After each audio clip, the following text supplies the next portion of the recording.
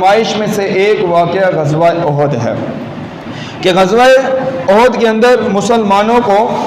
مالی طور پر اور جانی طور پر اس غزوہ کے اندر نقصان ہوا۔ یہ رب ذوالجلال کی حکمت ہے کہ انسان کو فتوحات کے ذریعے سے بھی آزمایا جاتا ہے اور اس سے مالی یا جانی نقصان کے ذریعے سے بھی رب ذوالجلال انسان کا امتحان لیتا ہے۔ اب غزوہ بدر کے اندر جب مسلمانوں کو فتح نصیب ہوئی، اسی غزوہ بدر کے اندر جو مشرکین ہیں، جو کفار مکہ تھے، ان کے بڑے بڑے جو سالار تھے، جو ان کے سردار تھے، وہ سارے اس میں تقریباً 70 شہید ہوئے اور 70 جہاں باق ہو گئے، واصل جہنم ہوئے کفار کے جو سردار تھے، اور 70 ایسے تھے جو گرفتار ہوئے، اور مسلمانوں کو اس کے اندر رب ذوالجلال نے فتح نصیب فرمائی۔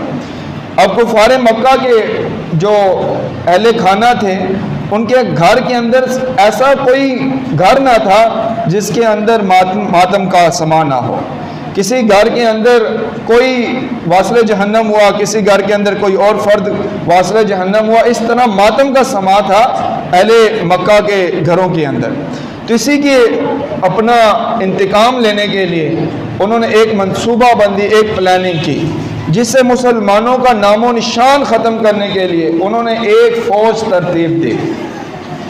اور مین جو ان کا راستہ تھا تجارت کا، اس تجارت کا جو راستہ تھا وہ منقطع ہو گیا، ختم ہو گیا، اور جو ان کو نذرانے ملتے تھے بتوں کی پوجا کرنے پر،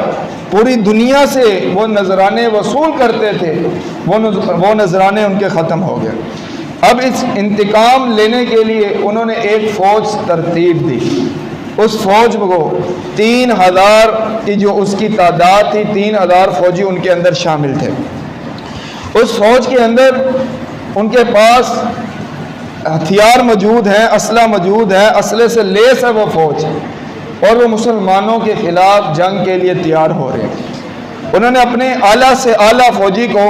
اس وفد کے اندر، اس گروہ کے اندر، اس فوج کے اندر اس کو شامل کیا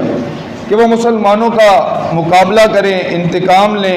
اور اپنے جو پیارے ہیں اس کا وہ بدلہ لے سکیں۔ اب یہ جو غزوہ احد ہوا، یہ 3 شوال المکرم، 3 ہجری کے اندر دوسرے جو عشرہ ہے شوال المکرم کا، اس کے اندر یہ وقوع پذیر ہوا۔ امام الانبیاء صلی اللہ علیہ وآلہ وسلم کو جب غزوہ احد کی خبر پہنچی کہ اس طرح جو کفار مکہ ہیں مسلمانوں کے خلاف ایک منصوبہ بندی، ایک پلاننگ کر رہے ہیں، مسلمانوں کے خلاف جنگ کی تیاری کر رہے ہیں، تو آپ صلی اللہ علیہ وآلہ وسلم نے اپنے جاسوس بھیجے، لوگوں کو خبر لینے کے لیے بندے بھیجے کہ تمام معاملات سے وہ آپ صلی اللہ علیہ وآلہ وسلم کو باخبر کریں، کہ آپ کو وہ خبر پہنچائی جائے جو کفار اپنی پلاننگ کر رہے ہیں۔ اور رب ذوالجلال کی بارگاہ کے اندر اللہ عز و جل نے دعا کی، حسبنا اللہ و نعم الوکیل، اللہ عز و جل ہمیں کافی ہے اور وہی کار ساز ہے۔ اور آپ صلی اللہ علیہ وآلہ وسلم نے رب ذوالجلال کی بارگاہ کے اندر رب ذوالجلال کی توفیق سے ان پر حملہ کرنے اور دشمن کا مقابلہ کرنے کی دعا کی کہ اللہ عز و جل کی مدد سے ان پر حملہ اور دشمنوں کا مقابلہ کریں گے۔ تو آپ صلی اللہ علیہ وآلہ وسلم نے صحابہ کرام علیہم الرضوان کو جمع کیا، آپ صلی اللہ علیہ وآلہ وسلم نے مشورہ کیا، بتاؤ کہ ان کا مقابلہ کس طرح کیا جائے۔ مختلف رائے دی گئی۔ ایک رائے یہ تھی کہ آپ صلی اللہ علیہ وآلہ وسلم اور اصحاب رسول مدینہ منورہ کے اندر رک کر کفار کا مقابلہ کریں۔ کفار جب مدینہ کے اوپر حملہ کریں گے تو ہم ان کا مقابلہ کریں گے۔ اور اکثر نے یہ رائے دی کہ آپ صلی اللہ علیہ وآلہ وسلم کی بارگاہ میں عرض کی، یا رسول اللہ صلی اللہ علیہ وآلہ وسلم ہم مدینہ سے باہر نکل کر کفار کا مقابلہ کریں گے۔ اور عرض کی، یا رسول اللہ صلی اللہ علیہ وآلہ وسلم اگر ہم مدینہ میں رہ کر ان کا مقابلہ کرتے ہیں تو کفار یہ سمجھیں گے کہ ہم ان سے کمزور ہیں، ہم ان سے ڈر گئے، ان کے ڈر کی وجہ سے ہم مدینہ سے باہر ان سے جنگ نہیں کر سکے۔ تو آپ صلی اللہ علیہ وآلہ وسلم نے جو اکثریت تھی اور جنہیں شہادت کیا آپ صلی اللہ علیہ وآلہ وسلم کے سامنے نیت کا اظہار کیا کہ رب ذوالجلال ہمیں شہادت نصیب فرمائے، ہم لڑتے ہوئے شہید ہو جائیں، تو آپ صلی اللہ علیہ وآلہ وسلم نے غزوہ احد کے لیے، اس جنگ کے لیے مدینہ سے باہر آپ صلی اللہ علیہ وآلہ وسلم نے اکثریت کے مشورے کو قبول فرمایا۔ آپ صلی اللہ علیہ وآلہ وسلم غزوہ احد کے لیے نکلے۔ احد کے مقام پر ایک پہاڑ کا نام ہے احد، اور اس پہاڑ پر آپ صلی اللہ علیہ وآلہ وسلم جب جلوہ فروز تھے، آپ صلی اللہ علیہ وآلہ وسلم کے ساتھ حضرت ابو بکر صدیق، حضرت عثمان غنی، حضرت عمر فاروق رضی اللہ تعالی عنہ، یہ ہستیاں موجود تھی، اور جو پہاڑ تھا وہ لرز رہا تھا، یعنی ہل رہا تھا، کانپ رہا تھا۔ آپ صلی اللہ علیہ وآلہ وسلم نے اپنی ایڑی مبارک اس پہاڑ پر ماری، اور آپ صلی اللہ علیہ وآلہ وسلم نے ارشاد فرمایا تجھ پر ایک نبی، ایک صدیق اور 2 شہید موجود ہیں۔ اس کے بعد پہاڑ نے ہلنا کانپنا چھوڑ دیا، جو اس کے اندر لرز پن تھا وہ ختم ہو گیا، اور آپ صلی اللہ علیہ وآلہ وسلم نے ارشاد فرمایا میں احد سے محبت کرتا ہوں اور احد بھی مجھ سے محبت کرتا ہے۔ ہم کسی بھی چیز سے محبت کرتے ہیں تو آپ صلی اللہ علیہ وآلہ وسلم کی نسبت سے محبت کرتے ہیں۔ آپ صلی اللہ علیہ وآلہ وسلم کی جس چیز کے ساتھ نسبت ہو جاتی ہے ہم اس چیز سے محبت کرتے ہیں۔ ہم مدینہ سے محبت کرتے ہیں، مکہ سے محبت کرتے ہیں، اصحاب رسول سے محبت کرتے ہیں، ازواج مطہرات سے محبت کرتے ہیں، آپ صلی اللہ علیہ وآلہ وسلم کی اولاد مبارک سے محبت کرتے ہیں۔ تو نبی پاک صلی اللہ علیہ وآلہ وسلم کی نسبت سے ہر چیز سے ہم محبت کرتے ہیں جس چیز کی بھی آپ صلی اللہ علیہ وآلہ وسلم کی طرف نسبت ہو جاتی ہے۔ تو نبی پاک صلی اللہ علیہ وآلہ وسلم کے ساتھ جو اصحاب تھے، جو مقابلے میں لوگ تھے، کفار تھے، وہ 3000 کی تعداد، اور نبی پاک صلی اللہ علیہ وآلہ وسلم کے ساتھ جو لوگ موجود تھے وہ 1000 کی تعداد تھی۔ نبی پاک صلی اللہ علیہ وآلہ وسلم جب غزوہ احد کے لیے نکلے، راستے میں پہنچے تو جو منافقین کا سردار تھا، رئیس المنافقین تھا عبداللہ بن ابی، اس نے اپنے 300 اپنے دوستوں کے ساتھ، اپنے رفیقوں کے ساتھ، چیلوں کے ساتھ وہاں سے نبی پاک صلی اللہ علیہ وآلہ وسلم سے اپنا رستہ جدا کر لیا، اپنی منافقت کا اظہار کیا وہاں پر کہ ہم آگے نہیں جا سکتے، ہمارے سامنے تو سراسر موت ہے، اور وہاں سے وہ واپس لوٹ آیا۔ اب جو تعداد 1000 کی تھی اس کے مقابلے میں 3000 لوگ لڑنے کے لیے آ رہے تھے۔ اب 1000 کے اندر سے بھی جو 300 منافق لوگ تھے، اس نبی پاک صلی اللہ علیہ وآلہ وسلم کی جو اصحاب کی فوج تھی اس سے وہ الگ ہو گئے۔ اب جو مخلص اصحاب رسول صلی اللہ علیہ وآلہ وسلم کی جو تعداد تھی وہ 700 رہ گئی، اور نبی پاک صلی اللہ علیہ وآلہ وسلم ان 700 اصحاب رسول کے ساتھ نبی پاک صلی اللہ علیہ وآلہ وسلم احد کے پاس پہنچے۔ صبح کے وقت نبی پاک صلی اللہ علیہ وآلہ وسلم وہاں پر پہنچے، نماز فجر آپ صلی اللہ علیہ وآلہ وسلم نے پڑھائی۔ اب ایک وہاں پہ درہ تھا احد پہاڑ میں، نبی پاک صلی اللہ علیہ وآلہ وسلم نے وہاں پر 50 صحابہ اکرام علیہم الرضوان کی ڈیوٹی مقرر کی۔ نبی پاک صلی اللہ علیہ وآلہ وسلم نے یہ حکم ارشاد فرمایا کہ ہمیں اللہ عز و جل فتح نصیب فرمائے، یا منافقین، مشرکین، کفار کو شکست ہو جائے، وہ بھاگ جائیں، دونوں صورتوں کے اندر تم نے اس درے کو نہیں چھوڑنا۔ یہ آپ صلی اللہ علیہ وآلہ وسلم کا حکم تھا، اور آپ صلی اللہ علیہ وآلہ وسلم جب تمام اصحاب پہنچ گئے، آپ صلی اللہ علیہ وآلہ وسلم نے فجر کی نماز پڑھائی، تو آپ صلی اللہ علیہ وآلہ وسلم نے جنگ سے پہلے خطبہ ارشاد فرمایا۔ آپ صلی اللہ علیہ وآلہ وسلم نے ارشاد فرمایا کہ میں تمہیں اسی چیز کا حکم دیتا ہوں جو رب ذوالجلال نے قرآن مجید فرقان حمید میں مجھے حکم دیا ہے کہ تم فرما برداری کرو اور حرام کردہ چیزوں سے محفوظ رہو، بچو، کہ حرام کردہ چیزوں سے اپنے آپ کو بچاؤ۔ 2 چیزوں کا حکم دیا، ایک تو فرما برداری کا، اور نمبر 2 حرام چیزوں سے بچنے کا۔ آپ صلی اللہ علیہ وآلہ وسلم نے خطبہ ارشاد فرمایا، آپ صلی اللہ علیہ وآلہ وسلم نے تمام چیزوں کا ذکر کیا، اس کے بعد آخر میں جو خطبے کے آپ صلی اللہ علیہ وآلہ وسلم نے ارشاد فرمایا، جو مسلمان بھائی کا دوسرے مسلمان بھائی کے ساتھ تعلق ہے وہ جسم کی مانند ہے،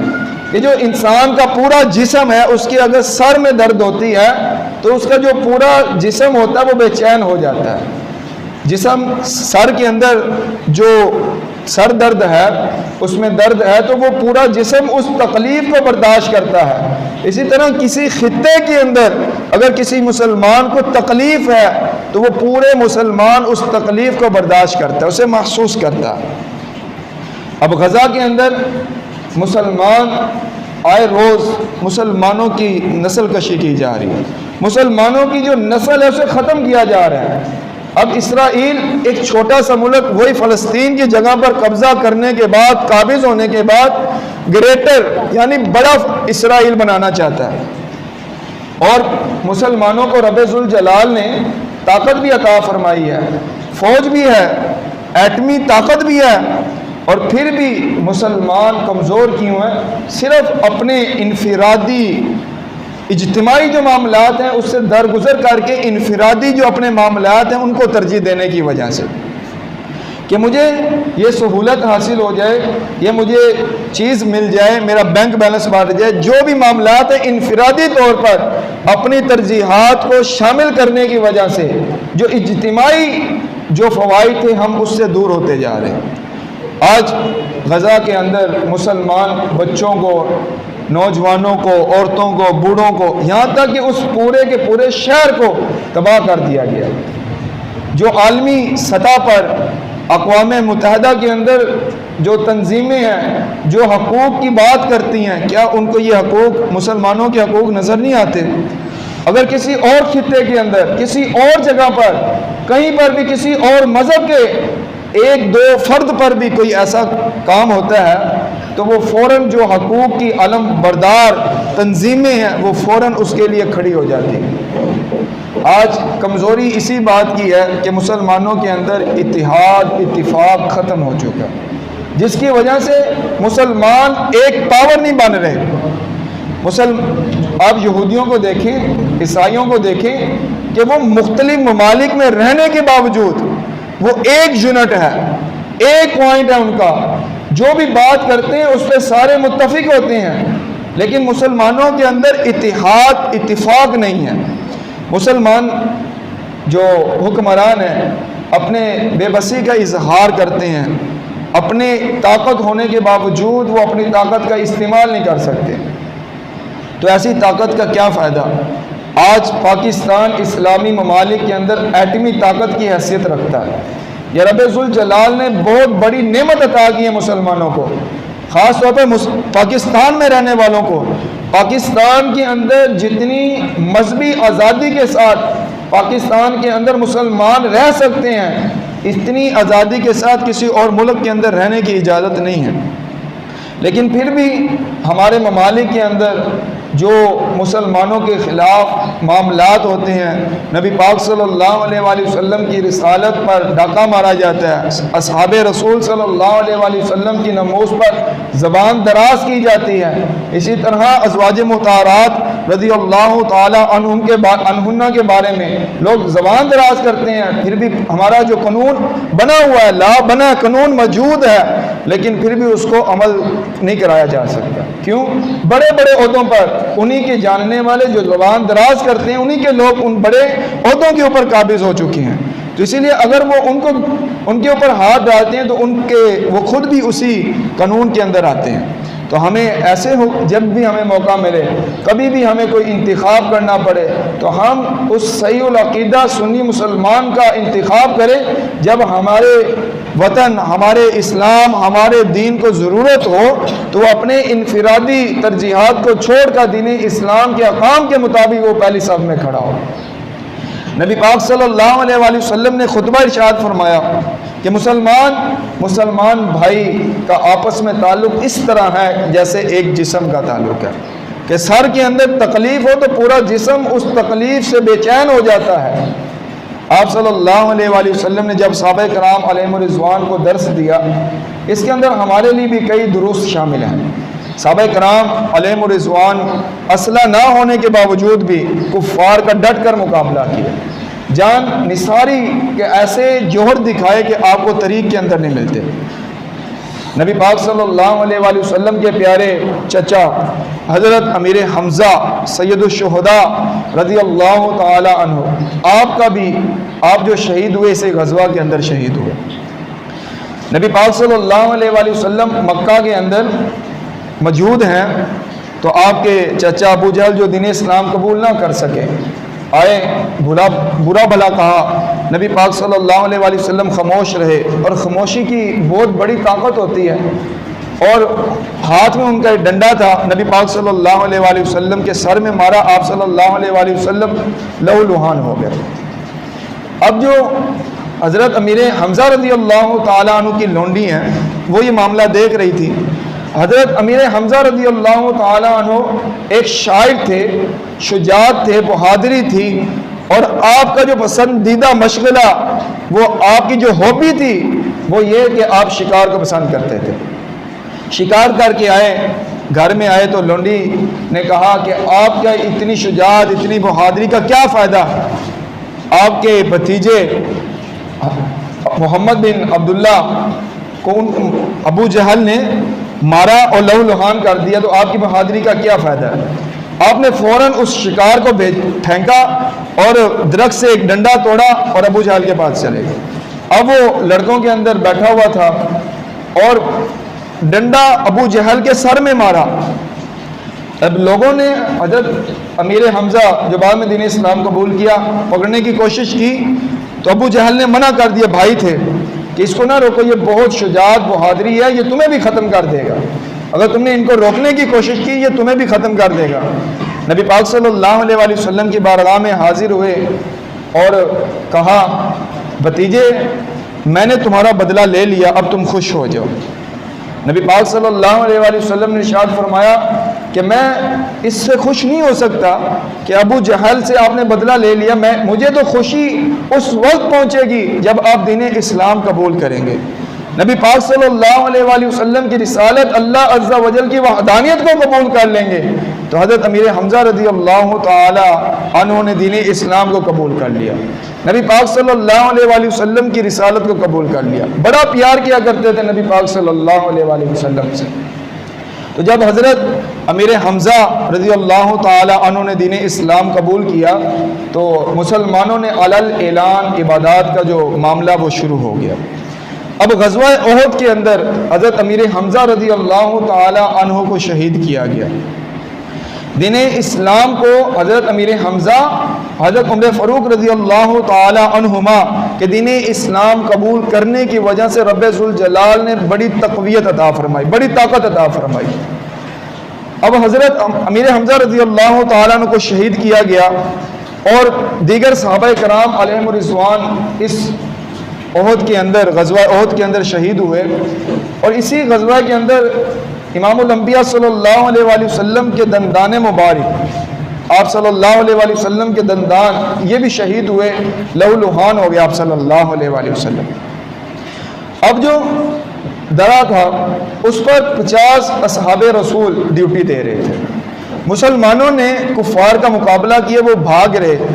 اب وہ بھاگ رہے ہیں اور یہ جو 50 ڈیوٹی دے رہے ہیں انہوں نے دیکھا کہ اب جو کفار ہیں ان کو شکست ہو چکی ہے، وہ بھاگ رہے ہیں، ان کے پاس جو اسلحہ موجود ہے